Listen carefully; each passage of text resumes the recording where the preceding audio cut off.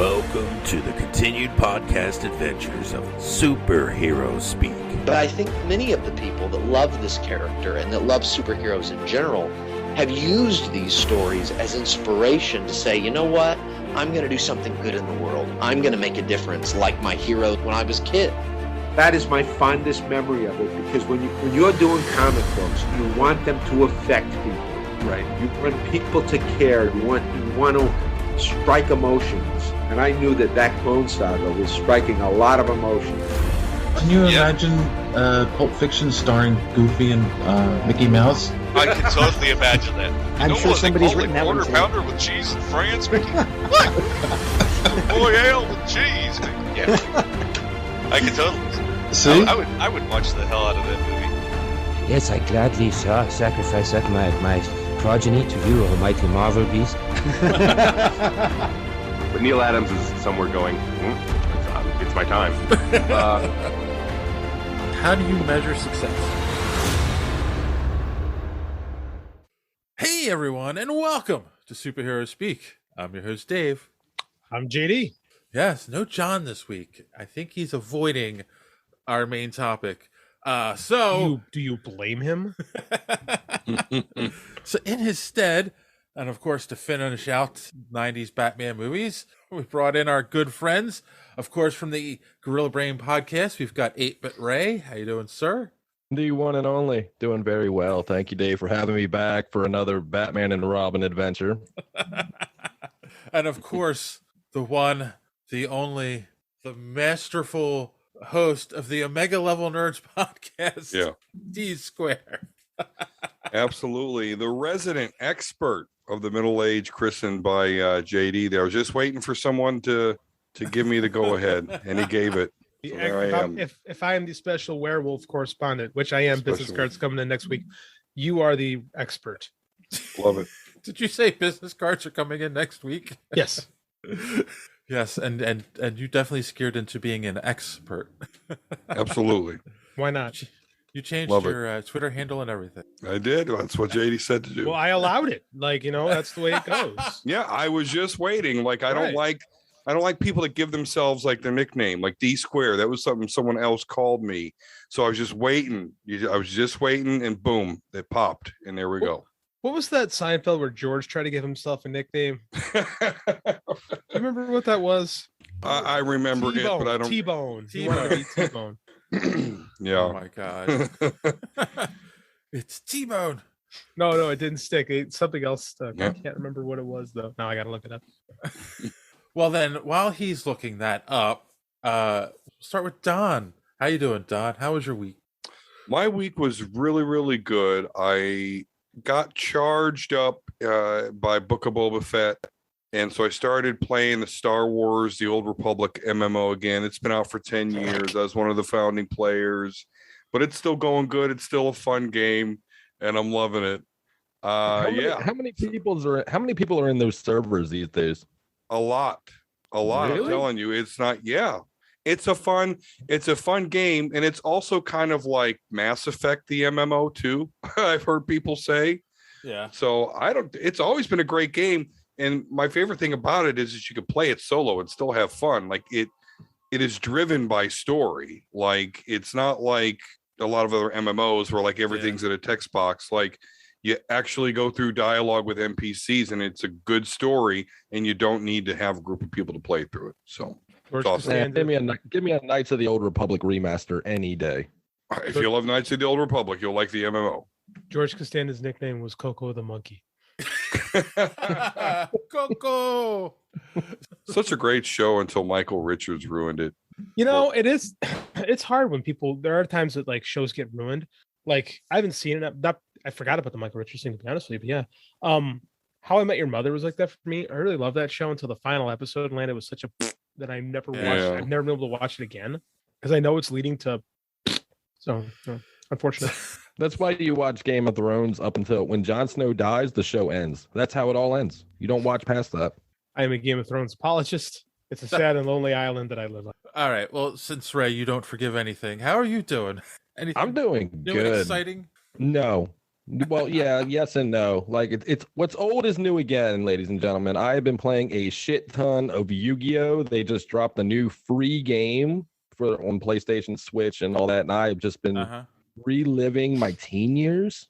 It's been amazing, but now I can't even close my eyes without seeing cards and descriptions, and it's like Tetris all over again. It's terrible, but I love the game, and I've just been reliving it and sucking in the nostalgia. Yeah, the moment it came out, my son downloaded it, and then he was like, you can buy cards on it, right? No, it's more what I like different about this than Duel Links is that Duel Links was more like give me your money. This game is more like you're gonna earn it. Oh, okay. So you're gonna earn everything in game. You got to duel online and do things like that. Play the solo mode if you want. Craft your cards. Dismantle things. It's a lot of fun, and it's not so much here's my credit card, which I really appreciate. And there's 10,000 cards. So it's changed a lot since I was young. So I have to learn all this new shit. Yeah. He's been playing all of them since they came out. So he talks to me about it, and I'm like, oh, okay. It's like all Greek to me. So yeah, as long as it keeps him busy. Speaking of keeping busy, keep them off these streets. We have our resident werewolf expert Coco. Card's already made. I would have done it. I would have done it if the card wasn't already in the process of being made. That's a bummer. How are you doing, sir? Good, man. I took my kid to his first professional wrestling event Wednesday. Uh-oh. Dynamite? Yeah, he went to Dynamite. Dynamite was in Chicago. We braved the blizzard, and he had a blast.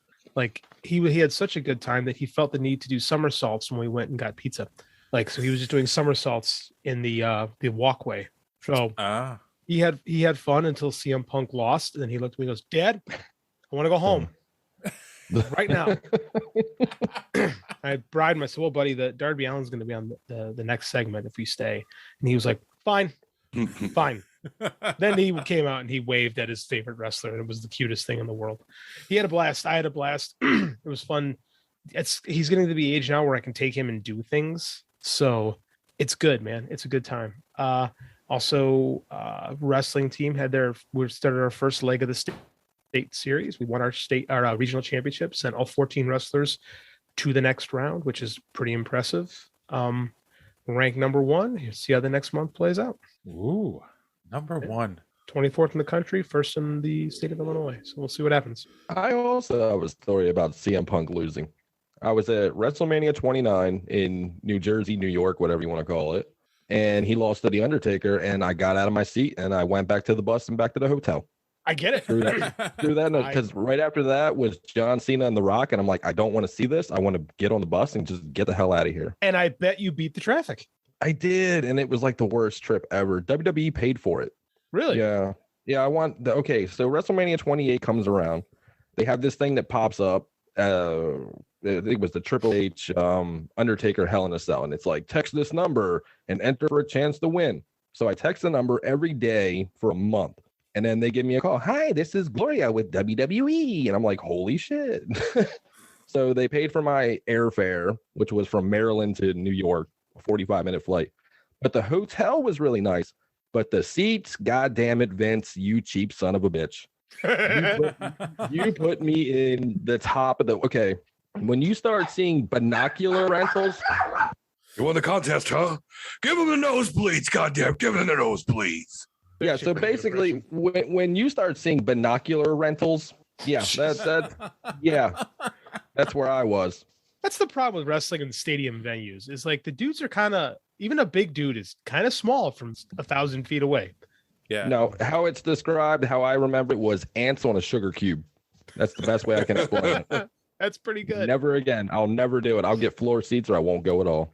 See, that's why I like going to this in the like arenas, because like we went to this college basketball arena in Chicago that I'd actually never been to. So is the where DePaul plays. And it was a small arena, and there's not a bad seat in the house. So it's an all right place to go watch wrestling. So you left because CM Punk didn't beat The Undertaker at WrestleMania, correct, which only correct, one person has done? Yes, okay, exactly. I was so sure that Punk was going to win. And when he didn't, I said, all right, let's go. We're done. We're done here. WrestleMania is done. They gave it to Brock Lesnar the very next year, which just goes to show you the trajectories of both of their WWE careers, which is why Brock Lesnar is headlining this year's WrestleMania and CM Punk is in AEW. Right. Womp, womp, womp. Well, I know a lot of people like that. I'm an old school wrestling fan. CM Punk is new school for me, so I don't even. CM Punk is the best. CM Punk, man, I went to the show where CM Punk premiered for it, like showed up for the first time in AEW. It was the United Center. That's the Bulls play. That freaking place was like shaking. There was so much cheering. People, the building was literally shaking. It was awesome. It's funny. I've never met him, but I know people who've worked with him at cons, and they say he's like one of the nicest guys too.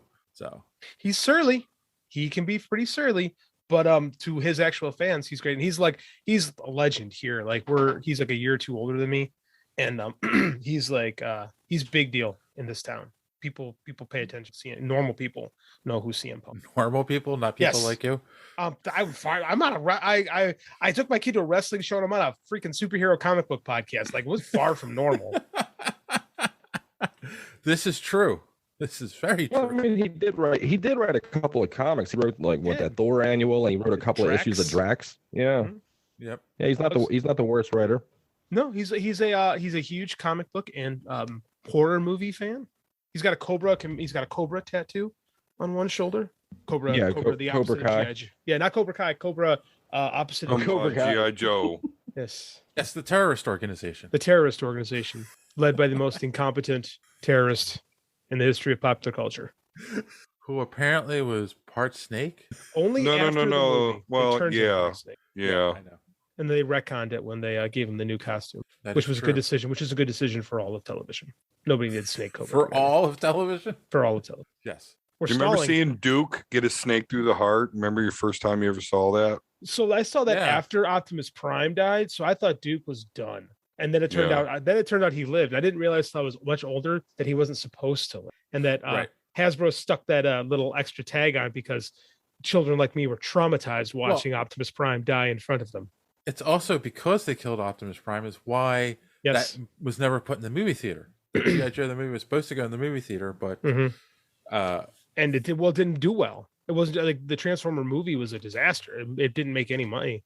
Like for as big as Transformers was, the movie was a colossal failure. It was probably marketed poorly in retrospect. They don't talk about that, but I'm sure their marketing campaign wasn't the best because it should have. They didn't exactly have Disney behind them. You know, they always pushed their animated films to the moon because that was their moneymaker before they acquired Pixar. So yeah, that's true. That makes sense. The animation though in the Transformers animated movie is not bad. Like it's a significant step up from the movie. I think the movie's actually aged pretty well. That's a movie we could have had a podcast about and had a good time watching and talking about. Instead, we're doing Batman and fucking Robin. I'm sorry, I never meant to bring it up. It started with Superman and it snowballed into this. I don't know where we're going from here. My God, has this snowballed? Like, well, all right. Freaking torrential blizzard at this point. Torrential blizzard. I just make something. Before we get to that, I guess what we can do is do a little social media madness. Is that okay with you, John? No? Oh, well. Well, he's not here. So we can all enjoy it then. Great. So last week we talked about Ron Perlman said he wants to do Hellboy 3 for the fans because they deserve it. To which Random Randy Savage said he's a great guy, but no, this property needs to be put to bed for a bit. Maybe in 3 years, streaming show to expanse in the mythology. That doesn't sound right in my head. To expand on the mythologies, I think is what he meant to say. A funnier version of The Witcher. So, I don't know. We talked about that too, right? Like TV shows versus movies. X-Men should be a TV show. Mm-hmm. Yeah. You agree with that, Tom? X-Men should be a TV show?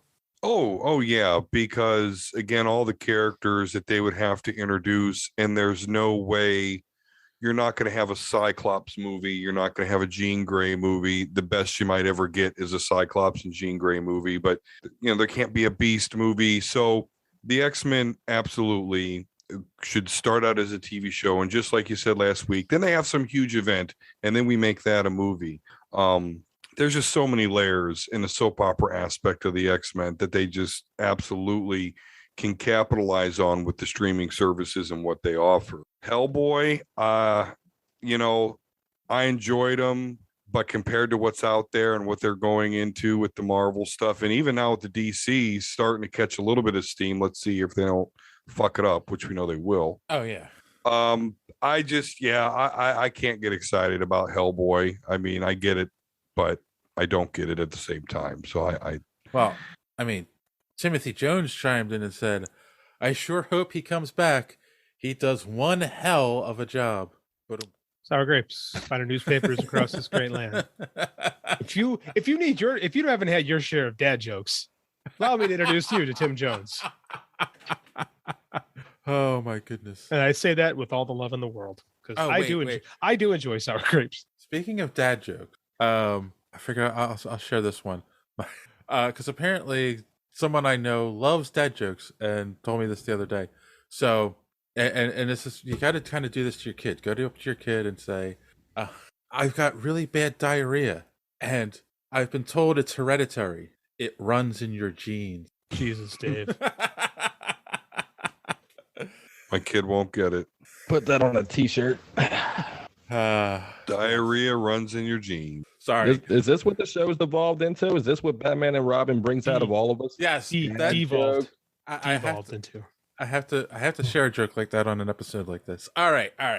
Let's move on. So, of course, we talked about James Gunn and all of the opportunities he has before him, and apparently he's talking about doing another Suicide Squad spin-off series. So I said, what would you want to see to our fans? Wisdom of the Solomon Grundy said, Ratcatcher and King Shark together would be awesome. Maybe. I feel that Ratcatcher character has done what she can do. I don't know. Like, she was very poignant in the Suicide Squad, like kind of the hero, actually. So, like, I'm not saying it's not a good character, but I don't know. I want to see Polka Dot Man. I want to see more Polka Dot Man, and I don't believe he was killed. You didn't see him die on screen, so exactly. It's comic books.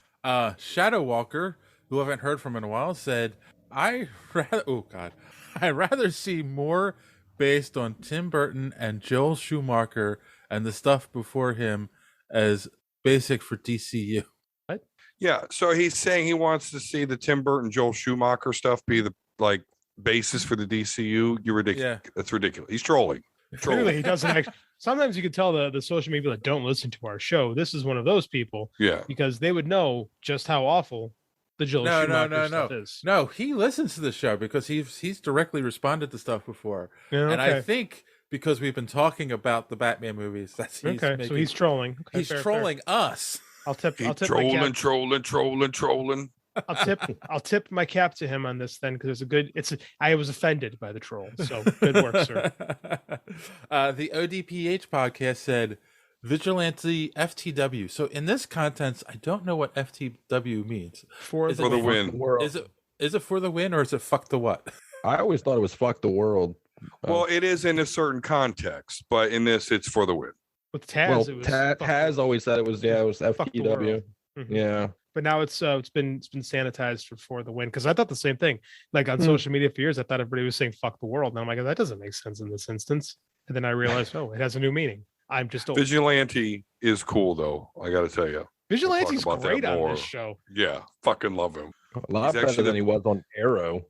Well, yes. He's actually the only one that treats Peacemaker right. I will get into that when we talk about Peacemaker. And then finally, of course, we talked about the Moon Knight trailer that was released. I asked our audience what they thought.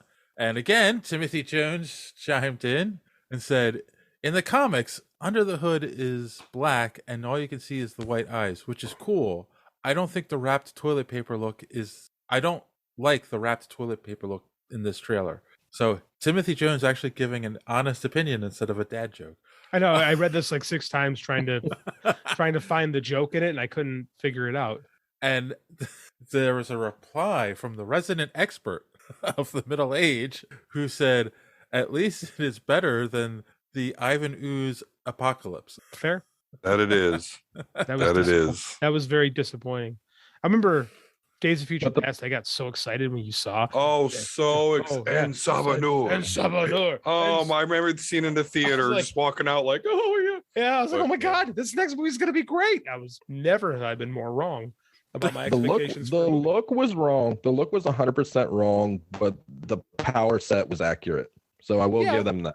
The movie wasn't good, was the big problem. Yeah, that too.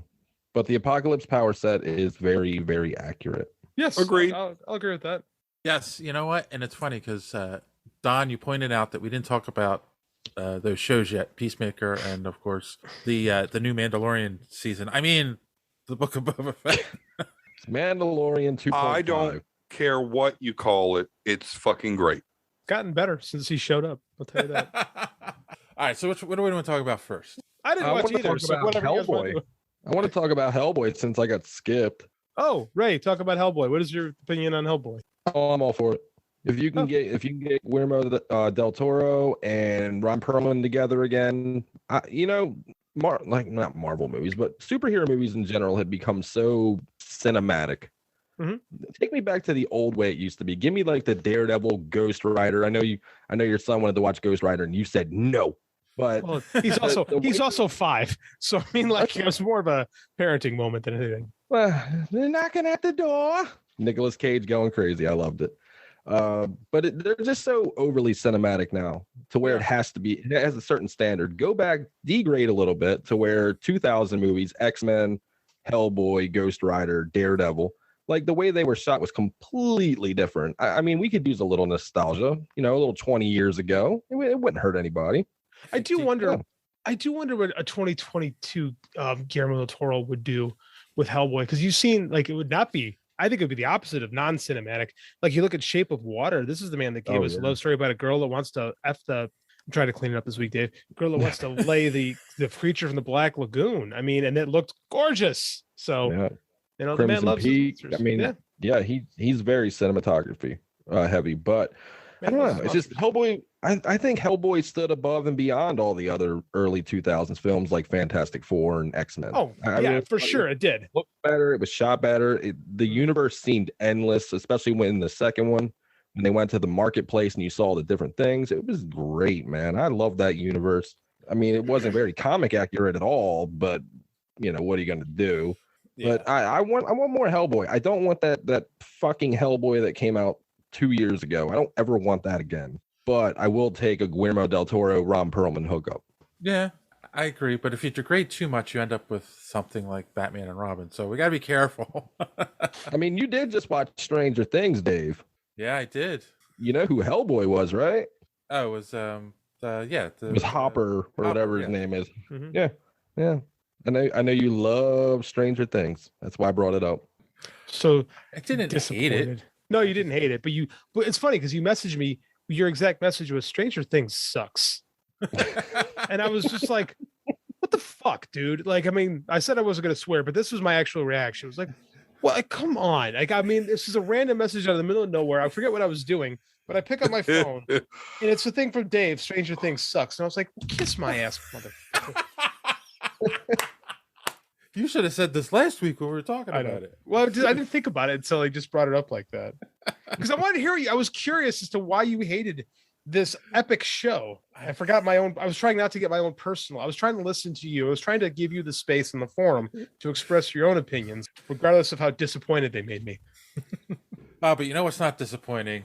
Peacemaker. So I was like, we talked about this a little bit last week. Like, so how are they going to defeat an alien invasion? So of course now we do have a setup where, like, oh, okay, there's an alien on their side, right? And so you got to assume there's going to be other ones on their side. So I don't know. Where do you guys think it's going? What did you think of this episode? I haven't watched it either. Oh man. Look, okay. Yeah, I'm saving it all up. I've seen so many funny ass clips on TikTok that I'm just like, okay, I'm going to let this back build and then I'm going to marathon the shit out of it. I'm not going to do it week to week. I just was wrestling week. I just had too much to do. Oh my God. I'm a parent, man. So am Cut I. me some slack. I have a 5-year-old. You have a teenager. I ain't letting you get away with that, brother. I love you, but I got 3 kids, and me and the wife still sit down and watch motherfucker P. And my wife don't even like comics, but this James Gunn shit, she loves. So let that be a lesson to you. My wife does not like this show. So I wouldn't think she would, but she liked the Suicide Squad, and as soon as she saw the motherfucker dancing, it was over. She loved it.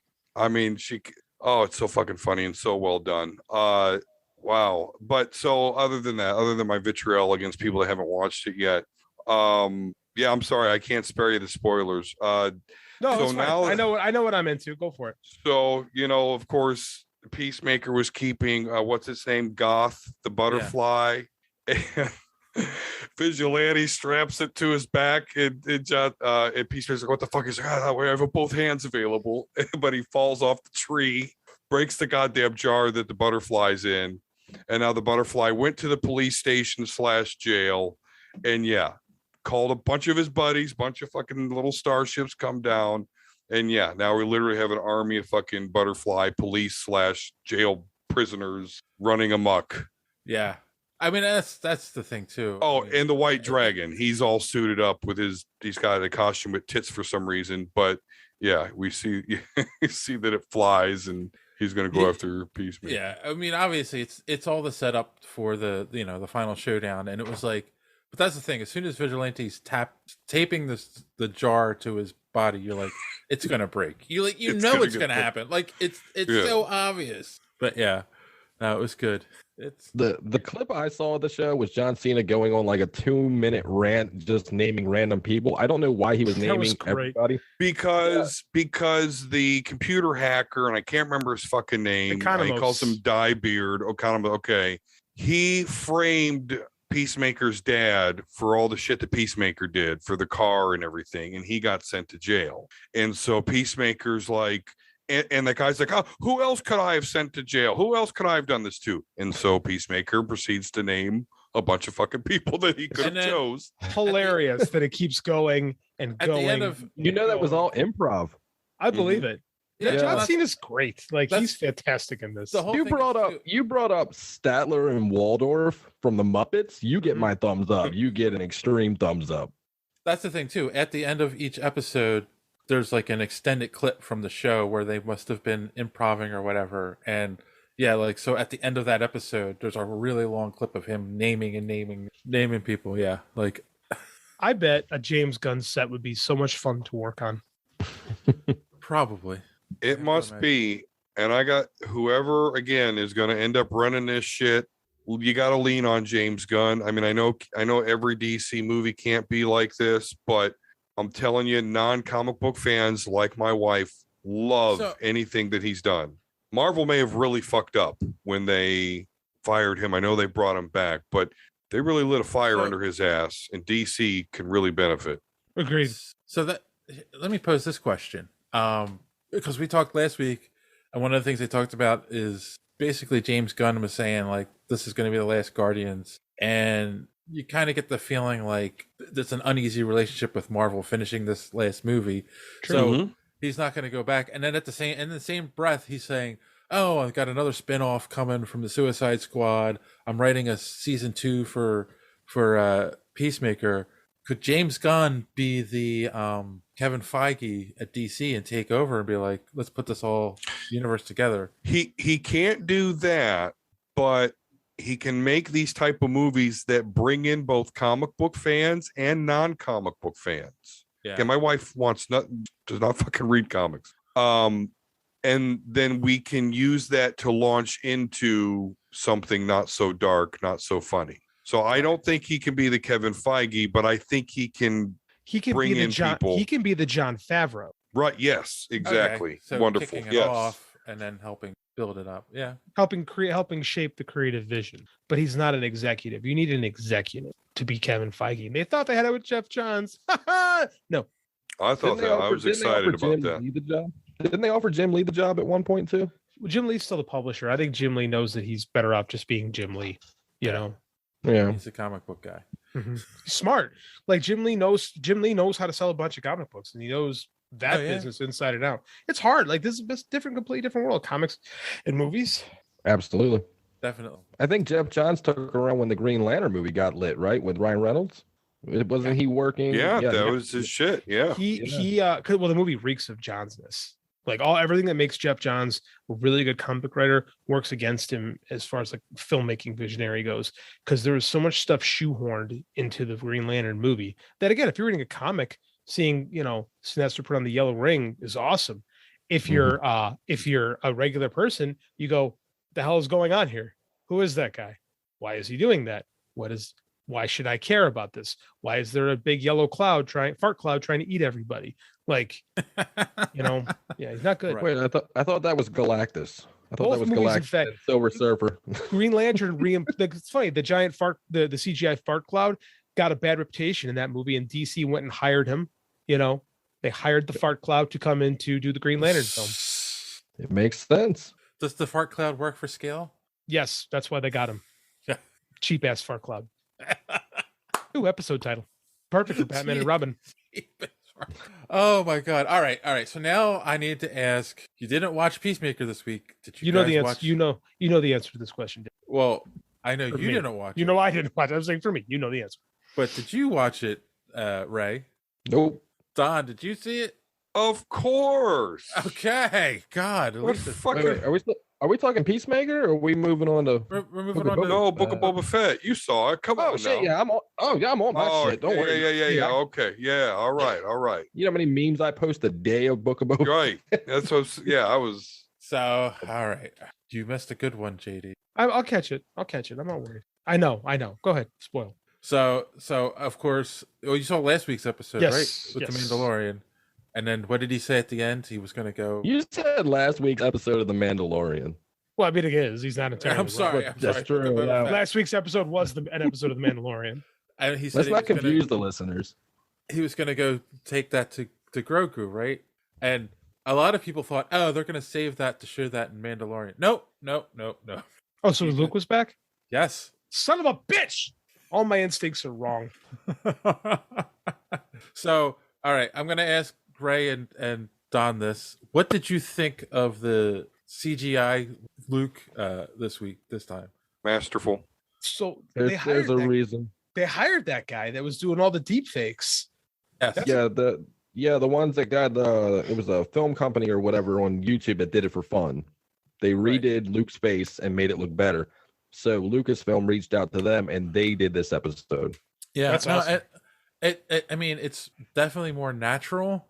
I just felt the eyes were off, but I think it was the actor underneath. They probably kept as much as they could so that it was expressive, but it was just like they don't look like Mark Hamill's eyes. But what are you going to do? Cut out Mark Hamill's eyes. And put them in the double's head. Gouge him out. What, burn them out like Neo Matrix? Listen, my wife was sitting there. I don't know why I use my wife as a barometer so much. Maybe because I know she's like an everyman. That's like you get right. the normal Because people I'm feel. like a Star Wars. Like you don't know how high my fucking nose is right now as a Star Wars snob. For all the people that didn't watch Clone Wars and the Rebels, I'm just like you.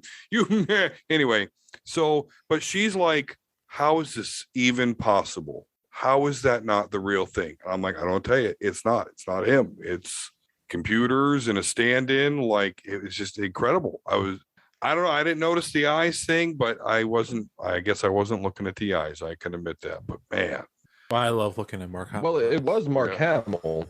Mark Hamill was the actor in there. They just de-aged the shit out of him. No, man, it's a stand-in. shit's good. He just does the voice. They have I saw the guy. The guy who plays the stand-in actually has another role in the show. I forget what he was. He was He's one of the those stunt X-Men guy, pilots. right? That's right. He's one of the X-Wing pilots. Yeah. So yeah. Okay. I mean, he looked fine. Whatever. He looked way better than he did in Mandalorian. I'll take what I can get. Oh, definitely. Yeah. I don't know. That's not really. Seeing Luke again is just okay. It was great in the Mandalorian. I was like super hyped for that, and then you see him again, and he's just doing training with Grogu. It's cute. It's cute. But then he does something at the end of the episode that I just don't agree with. A Master Jedi giving him a choice. A Sith works in absolutes. So yeah, but if he is following the old Jedi code, which he is to this point, the whole not connected, no love thing, he is being consistent with. So, he's making him choose. My son pointed something out about the episode, which was, I thought, such a brilliant insight. So, of course, we learn in the prequels that, Jedis aren't supposed to have any connection, blah, blah. That's why Anakin wasn't supposed to be with... Unless you're Ki-Adi-Mundi, you can have 7 wives. Anyway. They couldn't be with Padme, it was a secret love. That's why they didn't like Qui-Gon. Yeah. That's why the Jedi Council didn't like Qui-Gon. That's why they offered him a seat and he said no, basically saying you wouldn't have my back because I believe in things that you don't believe in. So that's, Qui-Gon was the best Jedi. So I get that's why they're doing this whole like, I don't know. Qui-Gon's actions start the end of like, without Qui-Gon, if Qui-Gon could just play by the rules, he wouldn't have gotten the psychotic little kid that butchered all the younglings. So long story short, so they're going back to that old they can't have connections thing, right? But they can't have love. But then my son goes, yeah, but wasn't Vader's or Anakin's love for his son what actually saved the universe from Palpatine at the end of Jedi? So wasn't the connection a good thing? And I'm like, damn it. Well, that's the thing. Okay, again, now we're talking fiction here. Like characters are supposed to make mistakes, right? And this is leading Luke on the path that eventually pushes Ben Solo into becoming Kylo Ren. So yeah, he's not playing it by the right way. He did not learn the lessons of the failure of the Jedi. And we know that that's what happens. Right. So we have to have him make that series of decisions to lead him to that. He's trying, like, remember when we get Luke in Last Jedi, he's like, Jedi Order, like none of it works. It's all bullshit. He has to get there, right? He's still idealistic at this point and believing in everything. And it is a fail because we see what happens. So we're being consistent. Again, people forget sometimes that characters are supposed to be flawed and they're supposed to make mistakes. That's what creates drama, creates conflict. If everybody does the right things all the time, there is no drama, there is no conflict. Yeah, that's true. And but even Ahsoka, who's hanging out with Luke, which that in itself, guys, is big shit because she's an old friend of the family.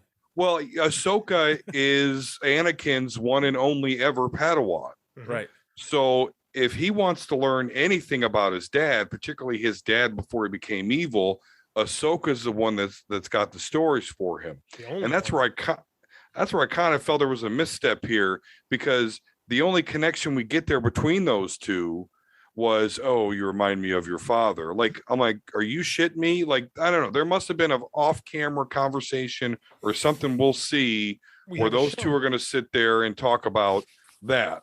So anyway, we have an Ahsoka show. We do. We do. But even Ahsoka, who is cast out of the Jedi Order, herself said, fuck the Jedi and all their rules. I'm going to keep my lightsabers, by the way. But because who gets rid of the lightsaber? Come on. Right. Okay, I'm out of the Jedi Order. All right. Sorry to hear about that, but I'm gonna put those right here. So I'm still gonna have swords that can cut through anything. But even she tries to convince the Mandalorian. So the Mandalorian goes on this planet where he can see Grogu. He sees Grogu, but Ahsoka convinces him, hey, let me give him the Beskar steel chainmail, and you just go, because if you're going to see him, it's going to make it harder for you. And so that's why the Mandalorian doesn't even see. He sees him in the distance, but he doesn't even, speak with Grogu. Right. Then yeah, Luke gives him the choice there. And again, I know Luke Skywalker, Jedi Master. I get all that shit, but he really just did help end the Empire. The New Republic is taken over. He's starting the Jedi Order, and all he has is these old books, which I'm sure reference the whole, you can't have love and attachments, again, unless they put a footnote, unless you're Ki-Adi-Mundi and you can have 7 wives, that's okay. Worst Jedi ever, look it up, Ki-Adi-Mundi. So I forgive it. I know, me and my wife were like, what is he doing? But I'm like, I know what he's doing. He's adhering to the old Jedi code. And JD's right, that, and hence why this is going to lead him down the path of being like, you know what? The Jedi were hubris, and that's why at the height of their power, they fucked themselves. And yeah, now I'm just a bitter hobo. And then, of course, we also got... Go ahead. Yeah, I was going to say, you guys are over here talking about Jedi. I'm like, Cad Bane showed up. Yes, Cad Bane, who is a Duros, of course. He did look and sound fantastic. However, he fucked up. Now, hey, he's an old dude. Duroses don't live long, and he's been around since the Clone Wars. So they got to explain that to me, because he's old for a Duros. So how he's just walking across the desert, walking up to Mos Pelgo, and somehow killing 2 I don't know. We'll see. They got to explain it to me, but it is cool. He did look good, but he made a mistake, because now Mos Pelgo is going to go from maybe we shouldn't join Boba Fett. Now they're going to join Boba Fett because Cad Bane's working for that whatever guild that is. The Pikes. The Pikes, yeah, the Pikes. Who I firmly believe are working for Darth Maul. It's all going to come around full circle. Mandalorian's crew is Death Watch. We know it, and they work for Darth Maul. So it's all going to come around full circle. It's going to be Darth Maul. Well, here's what they're doing. I'm telling you right now, this whole Book of Boba Fett shit is him becoming Mandalore. Okay. They've already talked about the Mythosaur. Oh, look who now owns a Rancor that he wants to learn how to ride. Like a Bantha. Oh, the Mandalorian has a Darksaber, but he can't wield the fucking thing. Yeah. And we're in the Book of Boba Fett.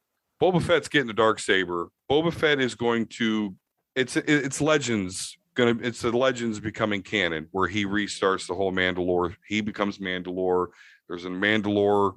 Tatooine may become Mandalore. I know there's a lot of beams out there that are upset that we keep on going back to Tatooine, but Tatooine is probably becoming the new Mandalore, and Boba Fett will probably be the head of that. That's what this whole show is setting. So I know people's critique, and you're not wrong that it's Boba Fett show, but we've had 2 episodes of basically the Mandalorian, but I guess they got to answer to people like me. Like I'm thinking, like, fuck, he's got the Darksaber. Is he going to be the Mandalore? They're not. To me, they're telegraphing to me. Mandalorian's going to be the Mandalorian Din Djarin, but we're going to follow the original Legends canon where Boba Fett becomes Mandalore. That's what we'll see. That's my prediction. Plus, we have to have a Solo tie-in. Like Solo is like the bastard child of the Star Wars movies. I think they need a tie-in somehow, some way. I don't know. That's Harrison Ford's fault because he doesn't want to play have anything to do with the character.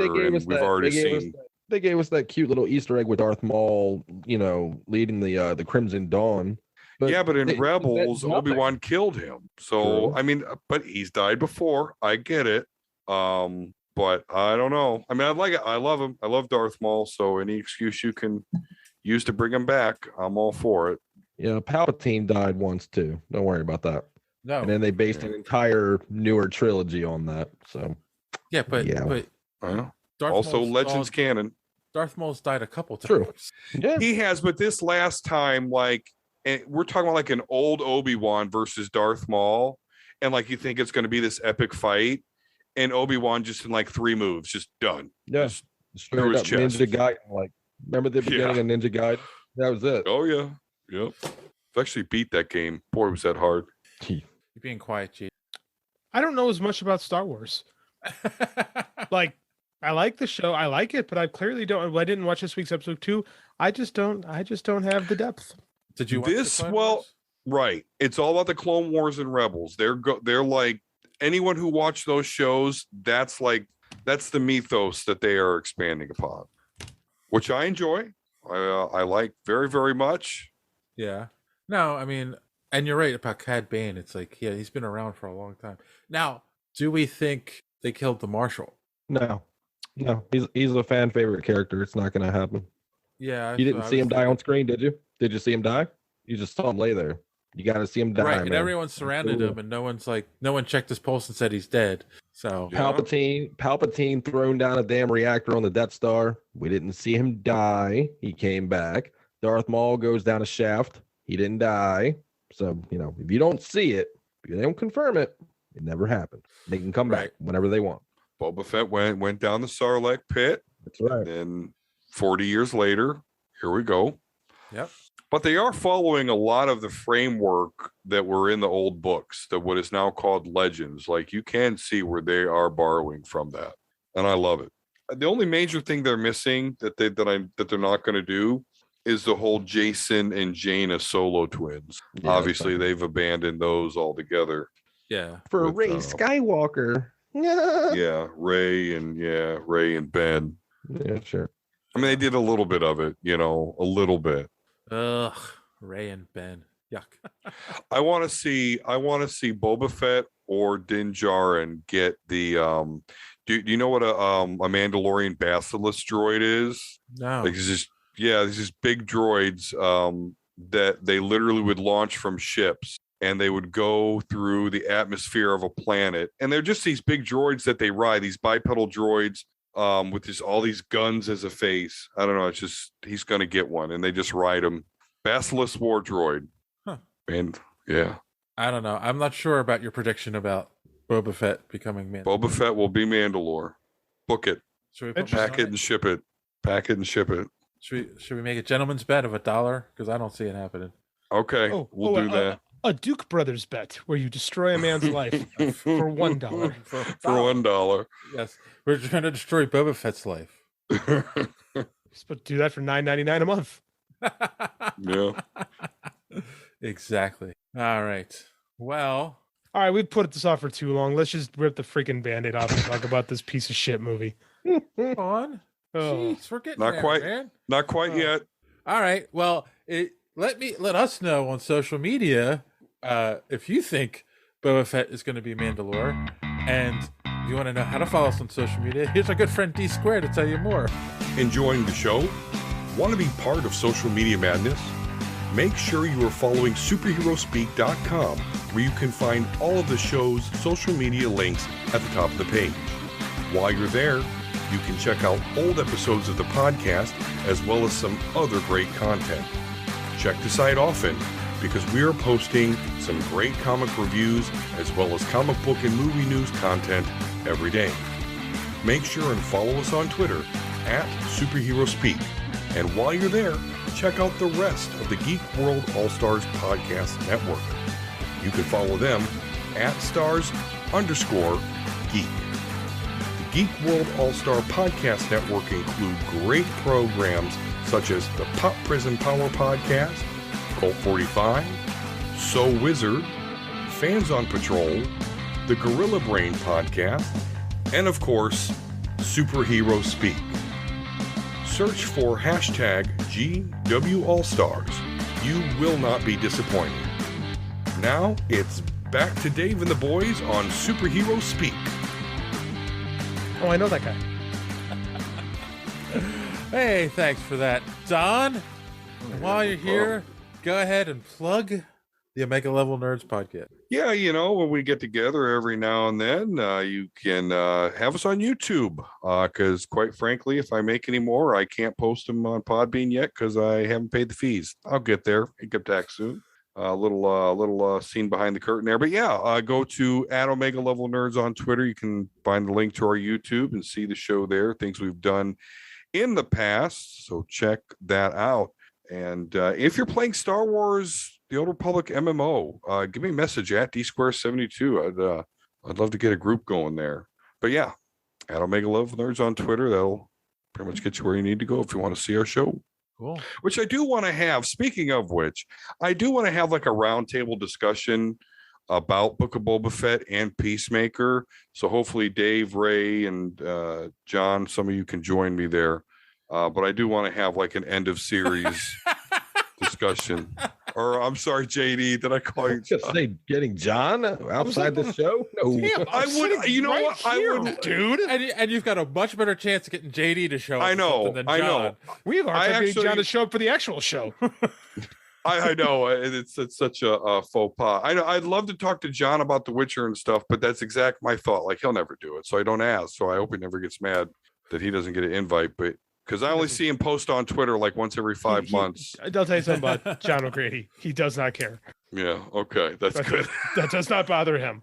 I do like you, John. Okay. I just want to make sure that's Don, this isn't necessary. He's not going to listen. Okay. He doesn't listen to his own show. No, he doesn't even remember what we talked about a week ago sometimes. Yeah, I know. You guys to be bust him on fair, that pretty there's good. a lot of times I forget what we talk about from week to week. Like, but you'll never forget Batman and Robin. No. Yeah. All right. Before we go on, of course, now you get to hear Ray plug the Gorilla Brain podcast. You can catch the Gorilla Brain podcast on any podcasting app that's out there, Spotify, Apple Music, you name it, we're out there. If you enjoy Mystery Science Theater 3000 type commentaries, then come on down because I'm a load of fun for an hour and a half to 2 hours. That's what she said. Yeah, and you can catch me on Twitch at 8-Bit Ray. I'm usually on there pretty often, 5 days a week most likely, and been playing some Yu-Gi-Oh lately. That's been interesting. yeah, so you name it. I'm on Twitter at Gorilla Brain Pod, and you can also catch me on Twitter at 8-Bit Ray. And then yeah, that's it. So follow and love. All right, cool. So now we're gonna pay some bills. We're gonna take our commercial break, and we'll be right back. After these messages, we'll be right back. All right, now we're back, and before we continue on, do you want to talk about the news, or do you just want to get into this movie? Dude, let's just do this. Nothing matters. This is wait. a nihilistic episode. What was the news? What was the show notes? What was the news? There was 2 articles. One, Dakota Fanning is in Dakota Johnson, not Dakota Fanning. I'm sorry, Dakota Johnson is talks to play Madam Web. That'd be very different. Very different movie. She's gonna be Madam Web in a movie nobody freaking cares about. Like this is another Morbius. No one cares about Madam Web. And then Spider-Man. of course makes no sense. Warner Brothers officially released a clip from the Batman, which is the funeral scene, and I dug it. Yeah, me too. I thought it was pretty cool. It's a complete 360 from what we're about to talk about. So that's why I kind of thought if this was a 360, it would be the exact same place I'm sorry, where we started. It's a 180 from. So you guys like the suicidal? I'm not the suicide. The homicidal Riddler they're giving us? Absolutely. I'm warming up to it. I wasn't a fan of it at first, but I once I've kind of read this is so DC is clearly delineated. This is a different Batman than our mainstream Batman, so I'm okay with it. This is Elseworlds Batman, and this is the Riddler via Zodiac, right? That's what this Riddler is. So I'm intrigued. It's a very different take on it. So I'm warming up to it much more than I expected that I would. Well, I mean, considering the 2 live action Riddlers that we've had is Frank Gorshin and Jim Carrey, who are basically the same. Like, there's really no difference between either's portrayal. I think Frank Gorshin's was a little better, but I mean they're basically doing the exact same thing. Yeah. Right. So Jim Carrey just did a Frank Gorshin impression. Right. But so what I'm getting at is like that's what the average person knows, not the comic book fan of the Riddler. So how do you think people are going to react to that? I don't like casual fans. They suck. That's what I say on my wrestling podcast every week. I hate casual fans. Like I hate doing things just for them. Like we're doing something different. We've had a bazillion comic book movies. People can accept something different. Okay. What do you guys think, Don? I want to shit all over this. I'll be honest with you. I don't like how Pattinson looks. I don't think I'm going to like Pattinson, but I'm not. What is a rich billionaire supposed to look like? Do you know one?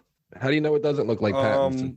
He's not. He doesn't look like any Bruce Wayne that I've ever seen. He looks more like Marty McFly's dad.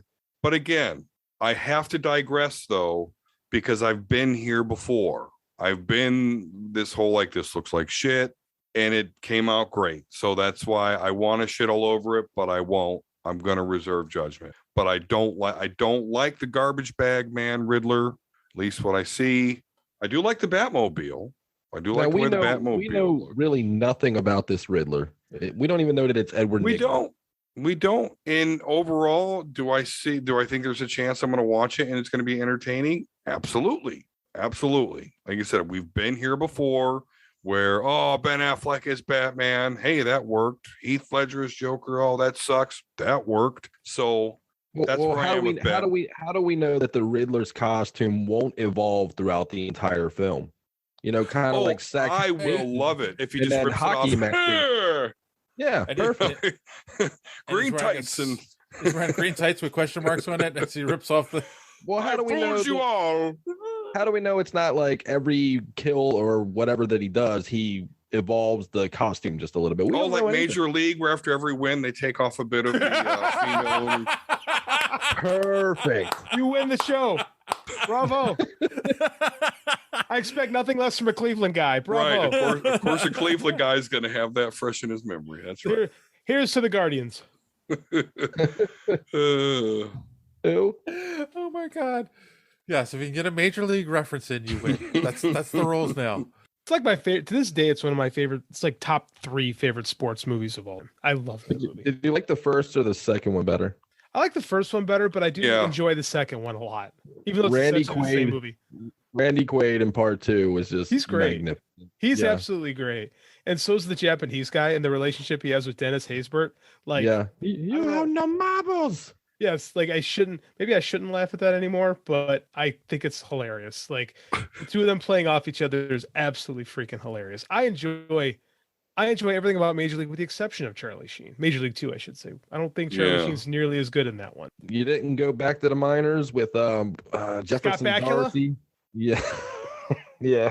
Yeah, that movie sucks. And I say this as a gigantic Quantum Leap fan. That movie is terrible. Oh, saying Jesus Christ can't hit a curveball? That's an all-time great line right there.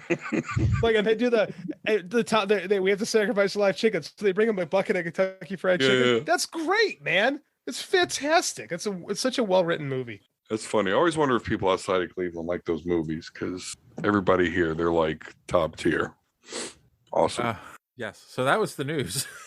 The news from 1989. Still better than Dakota Fanning. What he's doing. You were in Twilight. That's all I know. If that movie actually does happen, this Madam Web movie, it is going to suck ass. What is she gonna do? Abduct people and go, Peter Parker, you have a bigger role to play. That's what it is. How do you do it's gonna be like the Spider-Man episodes. Like it's gonna be awful. I don't understand. I don't understand. Is Beyonder in it? Like what? I don't know. They had Why would you want a Madam Web? I don't know. Why are we getting a Morbius movie? Because the world demanded it for so long, and the property was probably dirt cheap. Well, it was part of the Spider-Man package. They got to keep making Spider-Man movies. Or it also doesn't make sense. It's like, oh, everyone hated Jared Leto as the Joker. Let's make a Morbius. Like, you should have brought him in Blade. If you'd have brought him in the new Blade movie that's coming out. So they try. Okay, so the Guillermo del Toro Blade movie, we talked about him earlier. The villain was supposed to be Morbius, but he was part of the Spider. He was part of the Spider-Man package that Sony already had in 20th Century. No, I'm sorry. New Line made Blade, so they couldn't use him. So they had to create the vampire with the stretchy mouth, which is actually pretty cool. Would have been great as Morbius. I would have liked to have seen Del Toro take on Morbius. I think that would be visually stunning. Mm-hmm. I think he did something cool because he couldn't get the rights to it. But I agree with you. I think him doing the original idea would have been pretty awesome. Yeah. I still watch Blade 2. I won't watch Blade 2. I love Blade 2. Blade 2 is a good movie. It's got a great song on it. What's that guy's name? Massive Attack. And he was an actor. Who am I thinking of? Oh, I was on the Chappelle Show. Never mind. We have to abandon the ship here. Yeah, sure. Mos Def. That's his name. Oh, Mos Def. Yeah. I forgot about that. Oh yeah, when they're walking into the nightclub where they're all vampires. Eye against eye. Yep. Yeah. Eye against eye. Flesh of my. Yep. Flesh of my flesh. Blood of my blood. Blade 1 still. I mean, it's got some dated special effects. All in its monochromatic glory. Absolutely. It's still pretty good. The blood orgy scene, the opening, is still like. That's a great opening scene of a vampire movie, right? Yeah. And then Wesley Snipes is there smiling and just moseys dudes down with his big ass sword. What a great flick. Like, it gets kind of corny. Cop shoots him in the back. Motherfucker, yo, my goddamn man. So good. Chris Christopherson. You know that Whistler. They made him up for the movie and then they put him in the Spider-Man cartoon show. And they introduced Blade because they were like, oh man, this is a great character. Yeah, Blade needed somebody to play off of. Like a father. Get you fuckers had a bad time. And Norman Reedus was still a little chunky before he was, Daryl on The Walking Dead and all that. Before his career really took off, he was Scud. Mm-hmm. Man, that was true. Donnie Yen. Donnie Yen was in that movie. Jesus, Ron Perlman. We could be reviewing this movie. But no. We're reviewing Batman and Robin, a movie that is universally reviled. And if we go back, I haven't watched it since 1997. And you know what? It's worse than I remember. Way worse. That's how. Okay, so I guess we're getting into this. That was actually going to be the first thing I was going to say. Like I had to watch it today for the show. It's not on HBO Max. I looked for it. That's so weird because I watched it on HBO Max last weekend. So did I.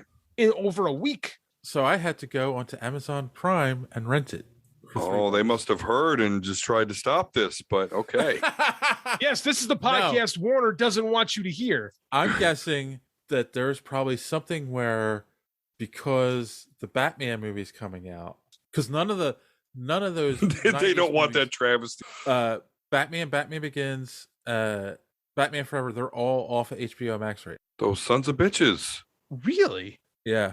I don't know what's going on. But I'm sitting there going, oh, it's not going to be as bad as I remember. Can I tell you why? Why? It's on Hulu right now. Oh, they must have some kind So of the deal. contract must be with Hulu right now, and then it'll go back to HBO Max when it's done. That's interesting. Yeah. So I guess they lent it out. Do you have Hulu? yeah, and I Yeah. don't have Hulu, so Oh, okay, so that didn't work out for you anyway. Okay. yes. So So you paid for this movie on purpose. No, I own it. I own I it was in talking- high definition. I was I'm waiting for the 4K, baby. are you one of those completists that just has to have No. everything? Okay. No, I'm a one and done kind of guy. Ask my wife. so Oh boy. the 1990s. Yeah, power through, Dave. Power through. So 1997. He's losing control. Every week, every time we're on here, it goes crazy. Oh, geez. I don't want to talk about this movie, man. I mean, it's so bad. JD would rather talk about my sex life than Batman and Robin. That's pretty So pathetic. what is your favorite, Ray? Like, what are you guys into? Doggy? I mean, who isn't? Come on, let's be honest. We're gonna go down further. We're gonna go down this hole further. That's what she said. That's how you get this. Oh shit. What's your favorite, John? Oh wait, John's not here. You know, if John was here, that would be so funny because he would be so like negative with the question. Like he would just. I'm too busy watching all. I'm too busy watching all this One Piece right now. I don't have time for that. So self-deprecating that it would be His- hilarious, his and I wish favorite- he was here for that. That's a shame.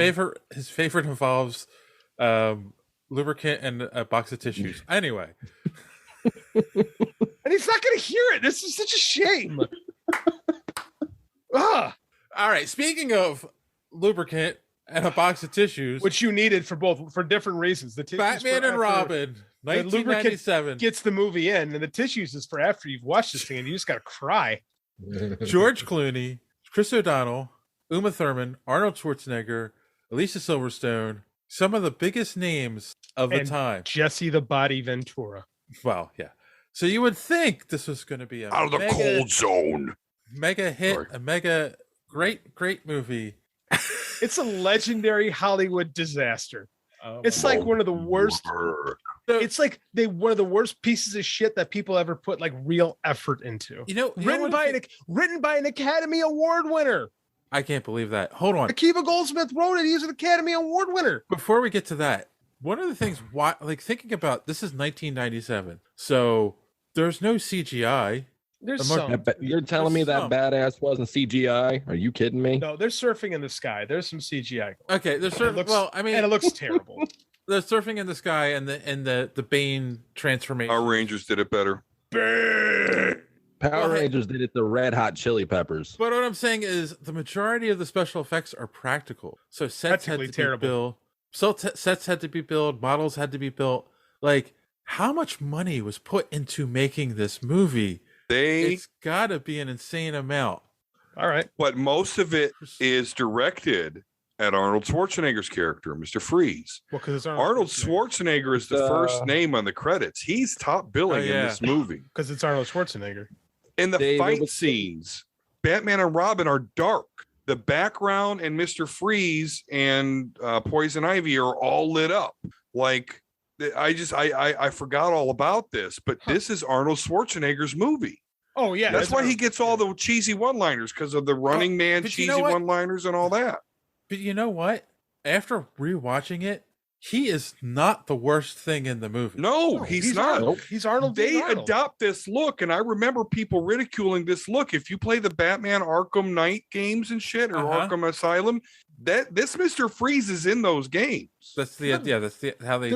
There's nothing in theory wrong with this Mr. Freeze. It's the movie surrounding it that hits the problem. So this movie was made for $160 million in 1997. That's a lot of money in 1997 dollars. I got 125 million. Wiki's telling me 160, and Wikipedia, IMDb's I mean, telling me that's- 125. But that's probably equivalent to like a $350 million, like and it superhero made, movie today. it made 238 at the box office. So it made a lot of money. The problem is it sucks. It sucks. Yes, it sucks. But I was trying to put this in perspective because I watched it with my kids in the room. And the only time they perked up was when he was singing the song, I'm Mr. White Christmas, I'm Mr. Snow. I'm Mr. Snow. And I'm like, why the hell did they know this? Apparently some TikTok I'm thing Mr. with it. So Twine. yeah. So yeah, I was just amazed at how much money they put into the Mr. Freeze character, the look. This again, obviously Arnold's movie. But this was at a time though where they had said no one gives a shit about Batman. It's all about the villain. That's true. They were just in full swing, like F Batman. Who cares? It's all about the villains. Well, okay, so let's talk about the villains, and let's talk about the most overtop performance I've ever seen in my life.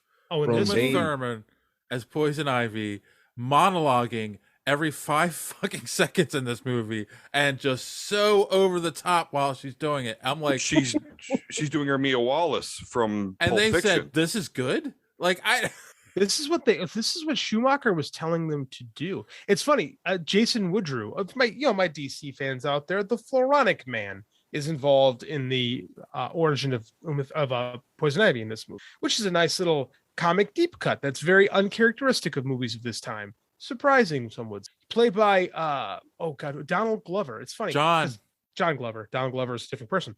Yes. John Glover. But it's funny because he also played, we were watching Gremlins 2 the night before, and he plays this Donald Trump stereotype character in that movie. Yes. He's far more subdued playing Donald Trump than he was playing the Floronic Man, which I found to be hilarious. Also Lionel Luthor.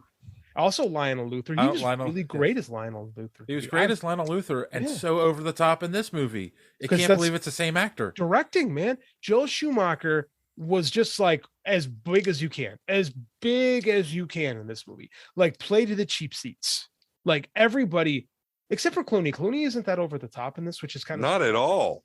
Like, Clooney's actually not horrible. Like as Bruce Wayne.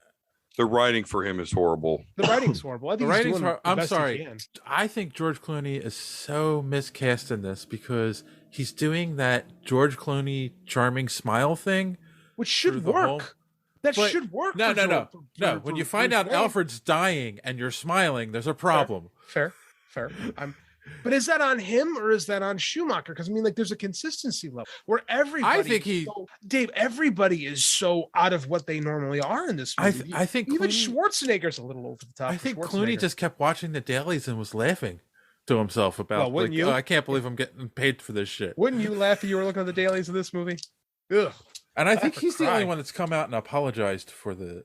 They all should apologize. Warner should apologize. He wrote a couple of fans a couple of checks at conventions and things like that. Yeah, he wrote fans refunds. I love George. And that's a shame. He could have been a really good Bruce Wayne. Like, that should be a really good casting decision. And I'm thinking about, has George Clooney ever yelled in a movie? Has he ever screamed, or has he always just been laid back George Clooney in every movie? Pretty much. He never hits he never hits a different scale or decibel. I'm trying to think of From Dusk Till Dawn. If he ever gets really angry and From Dusk Till Dawn. No, he doesn't. Nope. No. He gets a little aggressive, but he doesn't yell. He doesn't. No, he doesn't. Not in Peacemaker. Not in anything. I cannot think of anything where he actually yells or goes above a certain audio decibel. It's mind-boggling. That's a really good call. Actually. I'm sure he does. You know what? Where was that movie called? Brother, Where Thou Art, or whatever. I don't know, but I think I remember. Brother, Where Art Thou? He didn't yell in that one either. Such horrible writing, though, because like this is Batman and Robin. They fight the whole fucking movie. Yeah, they're bickering through the whole thing. Yeah. Like, the title of the movie needs to be like Batman and Robin hate each other's guts. Like, from the get-go. Robin. Batman. Oh, look, remember, by the way, the Batmobile sucks. Like, it doesn't even have a cockpit. Like, his head is just sticking out. Like, you could just shoot him in the face. Like, and I know they're going for the old 1960s camp, and that Batmobile also did not have a proper enclosure. But anyway, yeah, so they're driving on this statue, and somehow the Batmobile, which they're probably weighs on this statue. Just that sentence is just the Batmobile, right? And the little colorful thing at the nose of the Batmobile, good stealth. So they're going to make this jump. The Batmobile somehow is assured to make it, but the much lighter motorcycle, it won't. So let's shut it down right in the middle of driving across a fucking statue, because I'm sure Robin will be safe. I mean, Jesus Christ. I will say that's probably the only cool shot in the movie, though, is the Batmobile jumping off of the statue and Robin standing there screaming. Other than that, Yeah, of course. Because we're partners. Yeah. You know, George Clooney doesn't scream in this movie, but Chris O'Donnell screams like a lot. Yeah. Well, he's a teenager. He's a teenager in this. 30-year-old man playing a teenager. 30-year-old man. And he's like, you know what I did last movie? I went into Gotham and I fought some gangsters with black light paint all over their face. So here we go again. Now we're going to go do the same thing. We're going to go fight some thugs in blackface paint. And Coolio's again. Yeah, Coolio's there. And then the scene when they slide. And Barbara, you know, Alfred's niece. You all know Barbara, Alfred's niece. She's here and she races motorcycles. Again, this version of Commissioner Gordon is the most useless version of Commissioner completely Gordon inept. ever. He's the most. But yet the same actor is in all 4 movies. The only 2 consistent characters are Alfred and Commissioner Gordon. Unbelievable. Be that as it may, these Batmans, going back to Batman 89, they know how to capture some beauties, though. Okay, I was thinking about this. Cinematography is good for the Kim Basinger. Has she ever been hotter in a movie than Batman 89? 9.5 weeks. Okay, I didn't see that. Oh, Don, I recommend you watch that movie. Okay. Batman Returns. Has Michelle Pfeiffer ever been hotter or better? No. In my opinion, no. Batman Returns. Nicole Kidman. Was she ever hotter or better? She should have. I'm mute. That was forever. She's unbelievable. Mute. Right. Alicia Silverstone. Gorgeous. My God, does she ever look better than in this movie? Well, it's something about tight leather, but that too. But I mean, at the same time, Don, you and I are of a certain age. So I have a question. Where we came up with Alicia Silverstone in the Aerosmith videos. Yes. Right. So those are a big part of our coming of age, if you will, when you first noticed. Goddamn, the first time you say that, many a young man in our demographic said that to the crazy, crying, or amazing videos. Yes. The casting of one Alicia Silverstone as Batgirl on paper makes sense. Yeah. I have a question. In all seriousness, why do Batman and Robin's costumes have nipples, but Batgirl's doesn't? That would be inappropriate, Dave. Because they don't want that many people jerking off to this movie. There's so many jokes I can make, none of which will keep us out of trouble. So I'm going to punt. I don't know. I mean, you know, men and women to be equals, everyone gets nipples or no one gets nipples. Because internet porn was limited at this time. So yeah, they didn't. It was limited.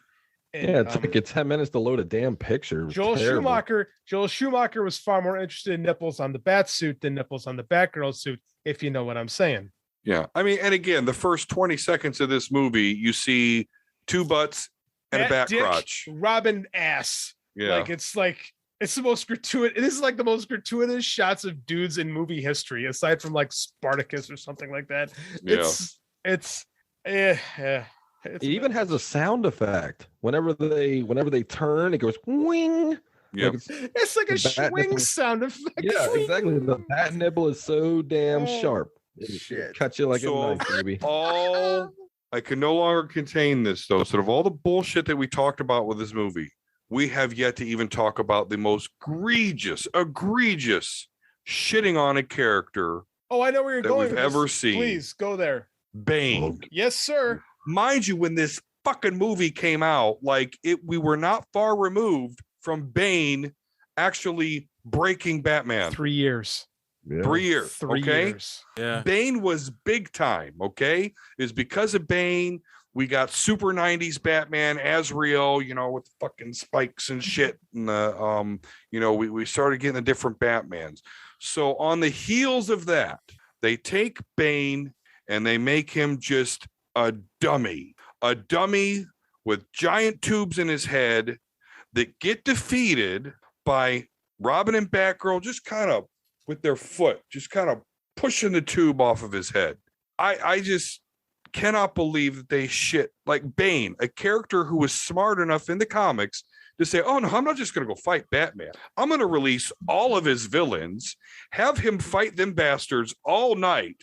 Then once he's tired, then I'll go in and I'll break that fucker. He systematically wore down Batman to the point where he had absolutely no fight left in him. Right.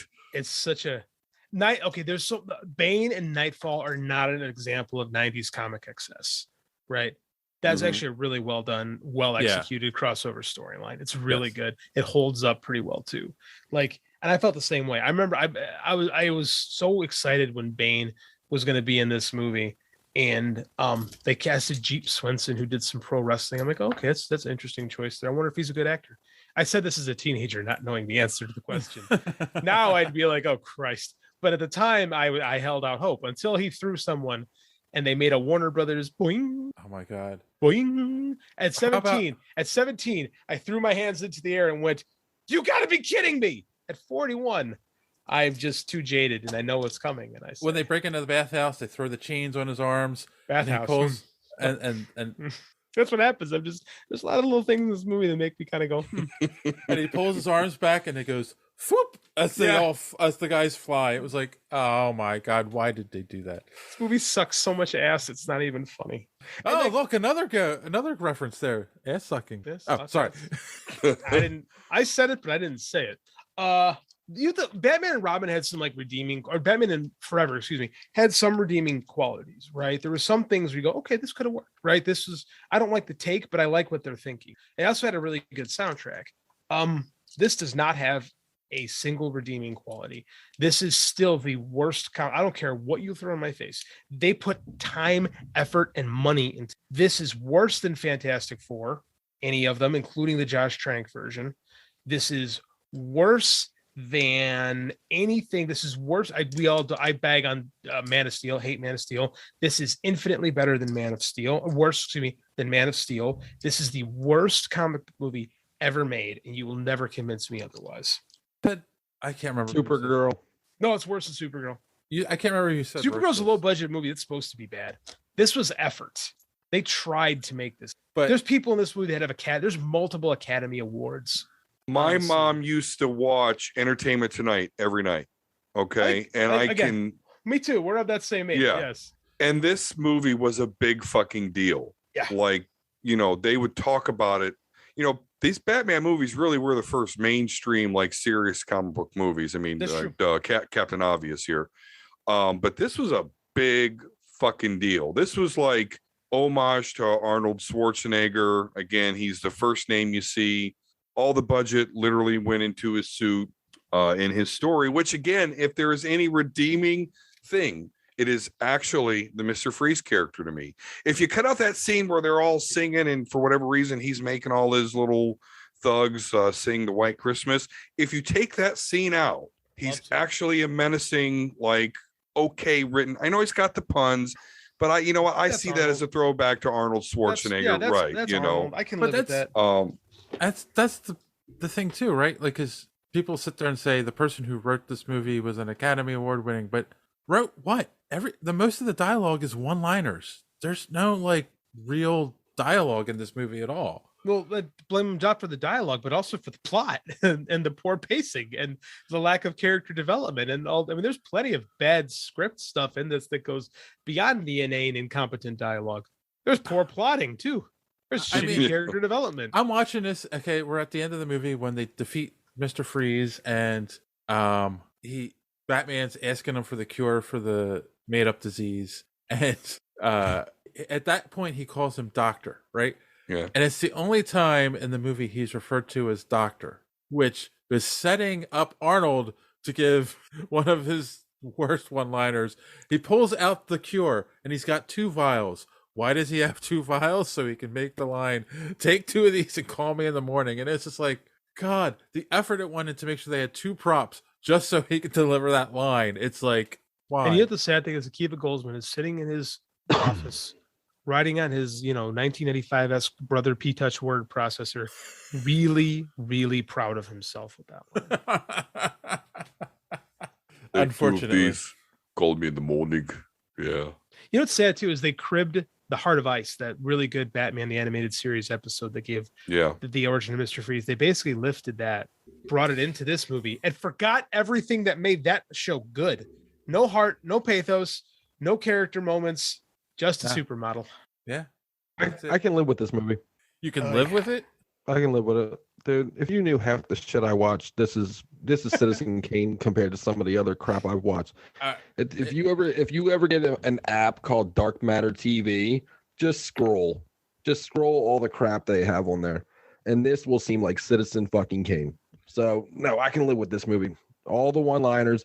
You may hate the one-liners, but you will remember the one-liners. Oh no, for sure. You're right. Always You're right. remember to winterize your pipes. Yes. Monkey work. The Iceman cometh. Yeah, it just they're there. They're fine. They're memorable. They're not good. Yeah. That's what I'm saying. There's effort in this movie. They were trying to make a good movie. That's what makes this so egregious.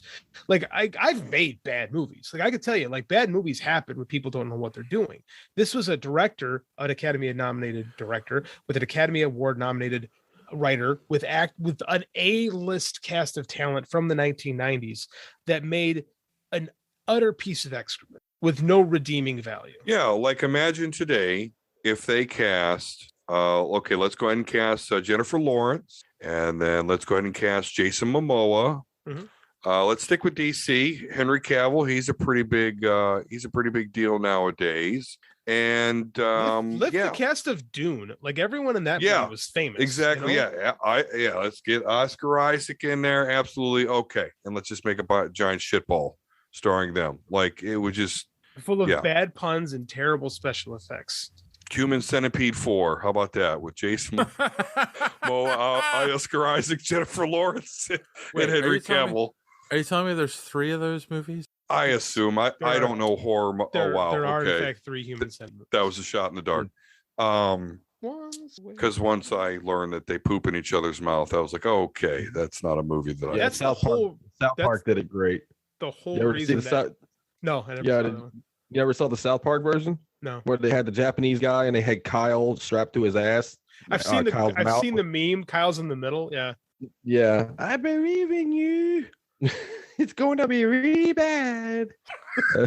That entire movie franchise was based on the joke of the Human Centipede, and some guy said, "I bet I can make a horror movie into this," and made it work. It's again supposed to be bad, so you got what you I mean, that's like Kevin Smith's Tusk. I mean, it was the same thing. It was a podcast kind of thing, and then they turned it into a movie. You know, kind of crazy, but yeah. I don't know if it was supposed to be bad though. Yoga Hosers was supposed to be bad. Mission accomplished. So it's good to see people achieve their goals. Yeah, this movie single-handedly paused like movies in development. Like nobody wanted to make a comic book movie, so that's why New Line was able to kind of creep out with Blade a year later, which we praised. You know, earlier comes out a year after this, and that kind of made it okay. But remember, this killed Superman, like the Nicolas Cage Superman movie. Yeah, which might have been worse than this, quite frankly. Mullet Superman was on its way. Yeah, like just the collection of stories and documentaries that you see on Superman, on what would have been Superman Lives, leads me to believe that might have been the worst. That might have been worse than this. But this actually happened. Like we actually have this. I think we bag on Batman and Robin so much because it wasn't intended for us. I think it was intended for a 5-year-old child that had no idea what the hell was going on, what Batman was. He'd never picked up a comic in his life. He'd watched the first maybe 2 or 3 movies. It was not aimed at us. It's, mommy, buy me that toy over there. That Batmobile looks so cool, mommy. It's all about the visual. It's not about the lines. It's not about the story. Ray, I watched this movie with a 5-year-old. He was into it for the first 7.5 minutes and then went off and walked. Kids are fickle. Kids are fickle. I had a 5 and 7-year-old in the room with me. Same thing. Other than that, I'm Mr. White, Chris was on Mr. Snow, and then they were done. Wow. And again, first 20 seconds, 2 asses, 1 dick. Like, actually, we got a Bruce in the dick, so you know, kind of works out. I get it. For those that say they wanted to go back to the 1966 camp, okay, great. There was heart in that show, though. There was no heart in this was right after or even during Batman the Animated Series. Toward the tail end. That was dark. Everyone loved it. I don't get the decision. Let's go back. Well, we all like Batman. Excuse me. We all like Batman for Batman Returns, right? You know who didn't like Batman Returns? McDonald's. Yes. Yeah. And then they make Batman Forever worked, right? But Batman Forever, as much as we dogged on it, was better than this, right? So they tried to crank out a quicker version of Batman and Robin to make McDonald's happy. And then that didn't work either because nobody wants to buy the Happy Meal associated with the movie that nobody likes. Right. Yeah. And this movie was reviled. It wasn't like, because sometimes movies come out and they make a lot and people like in time look back on them as poorly. No, this thing got a bad reputation moment one. Like the second it was out, everybody was like, this sucks. Right. And it like blindsided Warner, because Warner is constantly blindsided by the people's reactions to their movies. It's like they focus test this stuff and then they're still like, how do people hate this movie? Like it's been like this for 25 years. They're never, it feels like it's a studio run by, run by those apps, morons. I was saying, what about those apps that like ask you, find all the bicycles in this picture? Like, it seems like that's how they focus test their movies. And then they're like shocked when people hate them. I think the other aspect to it is that this is the fourth movie in a series where it was like, we got the 89 Batman and people were like, oh, they're finally taking Batman serious. I mean, I know it's campy when you look back on other movies that have been made now, but like at the time it was like, oh, this is great. It was a phenomenon. And then Batman Returns still, taking it serious. And then it was like, Warner Brothers was like, oh, we got to sell toys. We got to make stockholders happy. So let's make crap. You know who wasn't happy with this? People who had stock in Time Warner. I know. Because they made crap because thinking, oh, we have to sell toys. That's an excuse from people who don't know how to make good movies, right? It's like, well, I had to sell toys. You know, movies sold a lot of toys. Star Wars. Did it? Yeah. Like, that's why that excuse. And I hear that from like John Peters just wanted us to sell toys. Hey, man, George Lucas sold a shit ton of toys. Thank you, Ray. George Lucas loved selling toys. You know what? Yes, they also made some pretty good movies. Yeah. and let's not forget with the new Batman, so this may be a sign of it going down the same path, is of course you can get the Little Caesars Bat Tampon Pizza. I don't know if you guys have seen that. I have.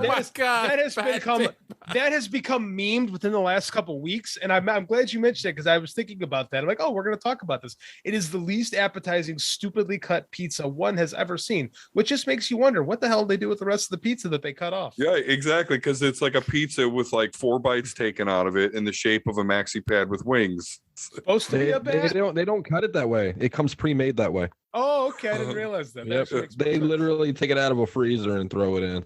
Nice. The Batman pizzas, not the hot and readies. They actually roll those and do all that. But the Batman pizzas come pre-made, just so you know.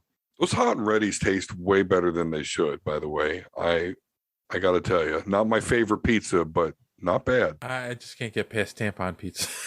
That's accurate. That's what it looks like. That's what it looks like. It's fitting. When you're my age, you're familiar with, because I remember being like 20, like I'll never go buy tampons or anything for my wife. But now it's, oh, honey. Yep.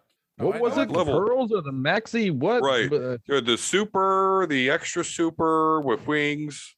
My wife buys that shit on Amazon. We buy that shit on Amazon, so I'm lucky I don't have. Oh, you're so smart. I have to FaceTime her in Walmart like an asshole. Yep. Like, are these the ones? No, next shelf down. Are these the ones? No, to the right. Do you need it with extra flow, honey? Extra flow? No, my wife's like, we'll get that shit on Amazon. Free shipping. Get Prime. I'll just tell her that I'm just going to get her a roll of paper towels and call it a day. Oh, boy. She didn't like that. Yeah, I imagine.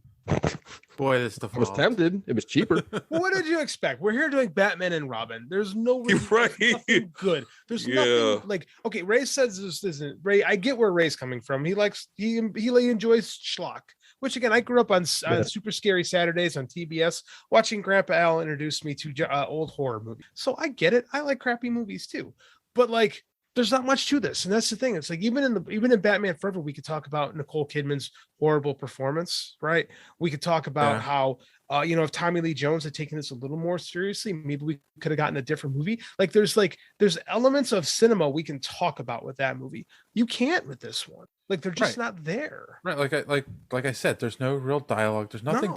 There's nothing salvageable other than the bits and pieces of the Mr. Freeze story But they stole that from the Heart of Ice. So they did. I believe that if an editor went in and cut out some of the stupider stuff in Batman Forever, you could have a better movie. Like maybe wouldn't something that I would particularly love, but I think there's a decent movie in there if you cut a lot of the crap out. I don't think you can say that with this one. I got a question though. Mr. Freeze's wife was in that container filled with, whatever liquid that was in there with the ice crystals and whatever in it. She was frozen, but she didn't have any breathing apparatus on. Not at all. So I'm thinking maybe she had that shit from what was it called? Leviathan? Not Leviathan. Abyss. Yeah, the Abyss. They're all the same. So it was like that liquid that you can. It's like what babies have inside the womb, so they don't drown. Yeah. So maybe it was that. Fluid. Yeah. I don't know. There's a lot of questions. Kind of like the back to. That's what I was about to say. It's back to. There you go. Well, you know, I heard that he does, but you know, I heard that the original sequel to the original Star Wars was actually supposed to be a movie about the Empire finding a large reserve of Bacta, and they were just going to call it Empire Strikes Bacta, but they scrapped that. Oh my! That isn't true. That podcast. It's terrible. I know that's meant to be a bad joke. That's why it's funny.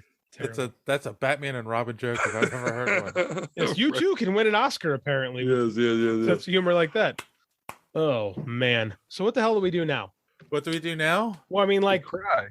We huddle together. I did that. We hold each other and say it'll be okay. I did that beforehand. No. So Last Dragon, Highlander. Let's do something halfway. I love The Last Dragon. That is. Can I just say something in case anybody from Amazon or Tubi or anybody out there that puts up the Highlander 2 poster on their, the tab that you pick to watch the movie? Can you please fix it, motherfuckers? It says Highlander. Please, for the love of God, fix it. It's on Amazon. Is it the regular or Renegade version? I don't really care. It's just fucking Highlander. It blows my mind. You sure it's not a porno or something? No, I didn't know about that one. I'd rather watch the porn than anything with Highlander 2. Yeah, Highlander 2 is pretty awful. We could continue down the DC Batman path and go. Well, we could do Batman. We could do Batman Begins, or we could do something completely different. Mask of the Phantasm. We do Mask of the Phantasm. That's a good movie. We could go back into Batman the movie. I'm camped out, Dave. I'm camped out. I cannot do another campy Batman movie. Right, that's the one where he runs around with the bomb. Some days you can't get rid of the bomb. Joker's in the water. Joker shark falls repellent, off the baby. Yeah, shark repellent. Joker falls off the submarine, but his hair is completely dry. Lee Merriweather's the worst Catwoman on screen, even worse than Halle Berry. Yeah. Yes. How's that possible? But again, it's possible. She's just bland, boring. But that was camp done to be campy. It was done on purpose. This was also done on purpose, but again, it was like 1997 when world really, in the late 60s, pop art was a big thing and camp was cool. In 1997, it really wasn't. No. All right. Mask of what about Blade? What about Blade? We're over here talking such good things about Blade. The first R-rated Marvel my movie. Favorite line of any movie. Some motherfuckers was trying to ice skate uphill. Yes. I use that every day. Love that line. I like that chronologically because this movie really this one we hear really brought things down, right? And Blade is like the awakening. It's like the Renaissance coming out of the Dark Ages. Yeah, but they went 2 steps forward to take 2 steps back when they put out Fantastic Four and Catwoman. And yes, but at the same time, we were also getting the X-Men movies, which may be dated, but the first 2 are pretty good. The first 2 they're pretty good. They're getting better. Right? They're all those movies are still better than Batman and Robin.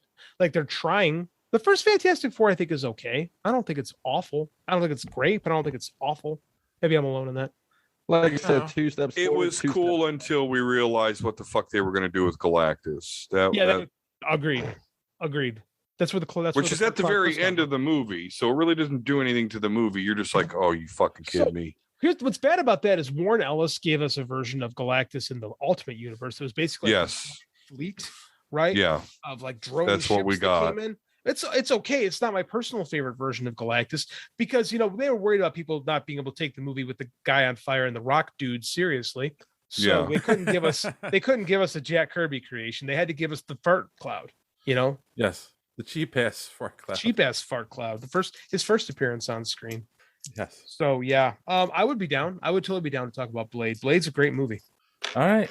Maybe we get John to watch that, since he was avoided this episode. John's a big anime fan, so I would love to hear. Yeah, he won't watch it unless there's pirates running around trying to be the king of pirates. He doesn't have time. I don't even get that. Oh, it's One Piece. Because he's committed to the whole 1,000 episode bullshit that he's going through right now. He is doing that. I don't know. Crisis. Every time he talks about One Piece, I think fried chicken for some reason, so that's all I ever have in my head. One piece of fried chicken? Like a 2-piece meal or a 3-piece meal. John's got the one piece. I don't know. I've never seen the show, so that's all I have. Is he getting a breast or a thigh? I can't make For fun of John? John. He's not Neither. here. It's not fair. He's It's like never gonna beating up- listen. This is like if Mike Tyson fought an infant. This is great. We can just Mitch pound Green. on him all day. And no one's gonna say a word. Like when he fought Mitch Blood Green. That was pretty similar. I could never make fun of John. I love John. I love John, but I really cannot think about the whole brony thing. I can't. I have to put it out of my head. Did you listen? Did you listen to last week's show? I did. I did. I was driving when I did it, and I had to pull over. You and guys pull are up. so merciful for that. How he does not get eviscerated on a weekly basis. I love John. I mean, like, because he's so I know. passionate about it. He's so He passionate is. about it. He's raved. Okay, like, do you watch Teen Titans Go? You have little kids. Yes. I watch it as an adult. What are you talking Right, about? it's fantastic. Teen Titans Go is fantastic, but he's like Raven with the pretty princess thing, which is basically My Little Pony. Like it's such a bright spot in his world that I can't shit on it. You know? Yeah, there was. I know. There was something that I couldn't include in Social Media Madness because he wasn't here this week. But someone take some cheap shots at John for the Brody stuff. Yes, Joey from So Wizard. Oh, please save it for next week when John's back. Yes, I'm saving it. Yes. Are you talking about the meme that he put in the chat?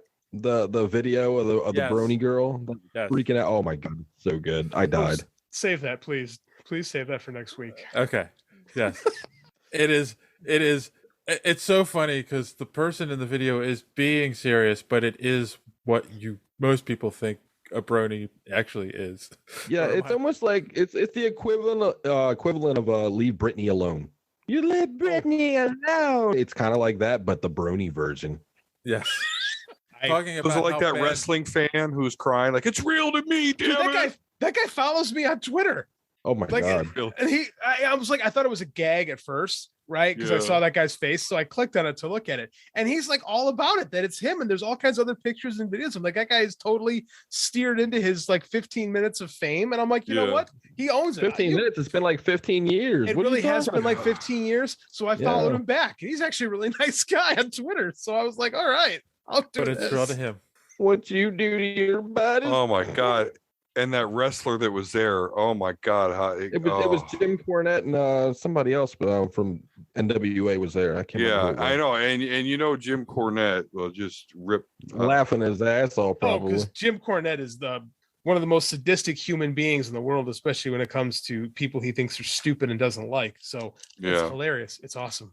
But yeah, I love what he has to say about Vince Russo, though. Those are That's the- comedy. That's the best. Like the Dark Side of the Ring documentaries, where he talks about the cease and desist and how he'd rather urinate on him. It's just he's gonna piss on his grave or So- something like that. It's the best. All right. So final question. Gun to your head. You have to watch Batman and Robin or Superman 4. Superman 4 all day, twice. Absolutely. Batman and Robin. Wow. Okay. Superman 3. Superman 3. Oh, Fuck. okay. Can I just cat vomit? Can I get out of it? There was things I liked about I would Superman 3. Can I would deep choose throat a Batman cactus and to Robin get out of over it? that. I'm alone on this island. I would watch Superman 3 again over. I would watch Richard Pryor ski down a cocaine mountain. I would than- watch him become a computer genius. They're on a ma- equally on bad. a matchbook. On a Yeah, matchbook. I do think that's a fair comparison. Actually, I do think they are equally bad. There's a lot more money being spent on Batman. I mean, the villains are the same. You got You know a really what? tall robot. Pretty accurate. I'll go to Superman 3. I will go to Superman 3 on it because, again, I think about this movie. It's called Batman and Robin, yet Batman and Robin are fucking at each other's throats the whole movie. And literally, there are fucking fight scenes where Batman and Robin are kicking butt, but you can't see them because they're in the shadow and everything else in the background is lit up. So What at weird least with choices. Superman 3, when Superman's on screen, hey, there's Superman. He may be fighting an immobile computer, but What the hell are you nonetheless, there's talking about? Superman. What are you talking about? That fight scene in the very beginning where they're playing hockey with the giant gem? Oh man, that's gold right there. When Iceman or when Mr. Freeze's scheme is let's lure Batman into a rocket on the back of my truck, will shoot it up into space. Now, yes, I have 30 seconds where I could just shoot him with my fucking freeze gun, but instead I'll just freeze his hand so I can monologue as I jump out and do my special glider wings, which will give Robin and Batman enough time to regroup and then somehow defeat me just by crashing through the window of my truck. I have a theory on this scene. I have a question on this scene. Freeze wanted to get caught. Yeah, he probably did. Wanted to. And I'm It was the only way that we were getting making sure. It was the only way we were getting the Two-Face and Riddler costumes, the Easter egg when they're in the changing room or whatever. Yeah, you're right. Yes, right. And he wanted to meet Jesse Ventura. He wanted to meet the future governor of Minnesota. See, that was a later scene though that he got caught. That was at the observatory. So my question is actually, how did he get the fucking car on the roof? Like that, it was on the top floor of that ballroom. Because they went onto the statue, right? Or am I thinking of another shitty scene? They drove off the statue. There was a chase scene. They drove off a overpass onto the statue, jumped off the arm, and then landed on the roof of another building. Because somehow the biggest car in the whole movie, the Tumbler did it. Can clear the gaps. The Tumbler did it. Just saying, this was the prelude to the Tumbler. JD, you look sad. He's got nothing. I hate this movie so much. All right, I think that's a good place to end this conversation because it's bad. Well, did we all enjoy Batgirl? Just kind of doing the whole making fun of man and we're gonna do the easy way. How do we like that? She doesn't need to be. Why do men men always have to do the hard way? This movie killed her career, right? Because she was like one of the fastest up and coming stars in Hollywood, and she does Batman and Robin. She was. What happened after? She couldn't even get a sitcom. Yeah, you're right. What did she make after this movie? Voice acting roles, very small roles, commercials, and that's just to keep her insurance up in the guild. That's what I'm saying. Like this movie, this movie destroyed her career because, like I said, those Aerosmith movies. She was in The Crush with Carrie Elways, which isn't a great movie. Yes, was she? Did Chris O'Donnell do anything after this movie? He's got a TV show, but it took him a while to get it. This didn't. Arnold Schwarzenegger. We didn't see him. No, he was Teflon. He actually had his heart attack shortly after that. So he did. And then George Clooney was on ER, and then Ocean's. He struggled. He struggled a bit till Out of Sight came. About 2 years later, after Out of Sight comes out, is when Clooney's movie career really kind of kicks. But this didn't help anybody. 2 years after this, she was in Blast from the Past. That movie with oh hell yeah, Brendan Fraser, man. That movie, love that movie. Box office failure and a piece of crap. Wow, really? She was in Scooby-Doo 2. James Gunn's Scooby-Doo 2. Was that James Gunn? Mm-hmm. Scooby-Doo 1 was James Gunn. I'm not sure. I assume Gunn had something to do with Scooby-Doo 2. She was in Tropic Thunder as herself. That's 2006. 2008. What? Oh, okay. Even later. That's a decade. That's a decade after. Who was she? Yeah, but whatever. Yeah, I bet you she's fat now. No, she's not actually. No, hold on. I'm actually looking it up right now. She looks pretty decent. I have this infatuation with like celebrities that get like fatter. I don't know. It's a weird thing to admit, but like I like fat Marie Osmond. She looks like great. Fat Demi Lovato. That's weird, man. I know it is. It is has weird. 3.9 million followers on TikTok. And she embraces all of her old characters. She puts on some of the old costumes that she had, but I haven't seen one with the Batgirl costume. But I'm willing to bet she doesn't fit in the Batgirl because she's talked about she talked about how people called her fat on the set of Batman, which is ridiculous. It was probably Joss Whedon. Yeah, yeah, could be. I don't think he worked on it, but I bet he just showed up to do it. Yeah, he just showed up for lunch. Schumacher. Who's the fat bitch over there? I can't believe that ass. Yeah, all right, he's a piece of shit. Oh my god! All right. Fire. I'm gonna end her fucking career. Let's. Really pisses me off that he made my second favorite X-Men run. I know. I like the Avengers too. Like I can never be like, hey everyone, this Joss Whedon. No, I can never. It's got us. No. Just introduce him to Grant Morrison. That's weird. It's a really weird run. All right, let's wrap this puppy up. Anyone got any recommendations for our audience out there? JD? Come back to me. I got this one. All right. All right. So what you guys want to do is you want to go on your phone or your TV or wherever you get apps, right? And you want to download a thing called Dark Matter TV. If you like schlock, like love schlock, I swear to God, just scroll for an hour. You'll be adding things for hours and days. They have TV shows and movies. It's crazy. It's crazy. I love it. And I think that everybody should enjoy it because I'm going to be pulling a lot of content from that app. So doing a lot of watch alongs with that crap. So yeah, everybody needs to get Dark Matter TV. It's absolutely free. It has commercials, I think. I don't know. Maybe. Get it. All right. Don, you got any recommendations? I recommend that if you're a Star Wars fan that hasn't watched Clone Wars or Rebels, that you step your game up and watch those 2 series and then come back and watch the Book of Boba Fett stuff again, and you'll enjoy it a lot more. And that way I'll also stop looking down on you, which I do. I look down on you. This is not true. Do not believe this man. What he is speaking is lies because I never saw Rebels. I watched a lot. I watched about 98% of the Clone Wars, and I still love Book of Boba Fett. So do not believe this. Well, that's good. Well, you'll love it even more. Wait till Ezra shows up. You'll be way more excited. Plus, you can see what a true badass Cad Bane is. I mean, Mace Windu, Anakin, and Obi-Wan all tried to get into his mind, and he forced them all back out. They couldn't. They couldn't fight Cad Bane. He held his own against Obi-Wan. He's amazing. He's going to be a great character. Well, and what's going to be interesting is that young Boba Fett was part of Cad Bane's crew back in the Clone Wars. So we'll see that dichotomy as well. And so that's what I recommend. All right. JD, do you think I got nothing. You got nothing? He recommends that you go and watch Batman and Robin, streaming now on Hulu and soon to be HBO Max. Watch it in 4K high definition so you can see every glimmering bat nipple and buttocks. Do that to yourself back here. And make sure that you have your 8.1 surround sound on so that you can hear every creak and cranny of Mr. White Christmas in high definition. All the puns. I will recommend that you chill. You go to superheroespeak.com where you can find the podcast every week. So, links to all our social media at the top of the page. And of course, comic book reviews by our good friend D Square.